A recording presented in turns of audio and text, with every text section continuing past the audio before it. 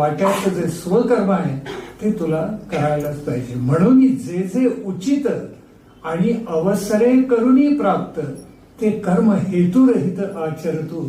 जणू काही कर्मयोगाचं रहस्य एका ओळीमध्ये सांगितलेलं आहे.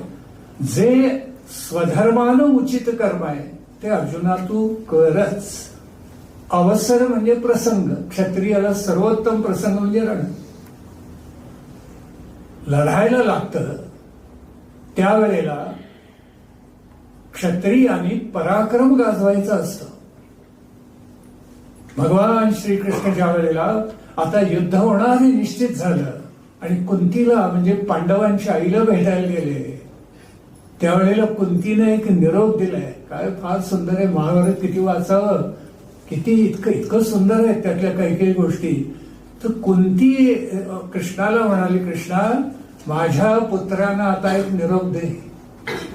क्षत्रिय स्त्रिया ज्या कारणासाठी पुत्रांना जन्म देतात तो क्षण आता प्राप्त झालाय. उभे रहा रणांगणामध्ये, द्रौपदीच्या अपमानाचा तुम्ही प्रतिशोध घ्या हे माझ्या पुत्रांना सांग. हे कृष्णाला कुंतीनं सांगितलेलं आहे. आणि भगवंतानी हा निरोप दिला तरी अर्जुनाला प्रश्न पडला, व्यामोह निर्माण झाला, सगळं झालं त्याला. आणि म्हणून गीता सांगावी लागली, बरं झालं रे बाबा तुला समोह व्यामोह काय झाला, तो विषाद झाला, म्हणून गीता जन्माला तरी आली.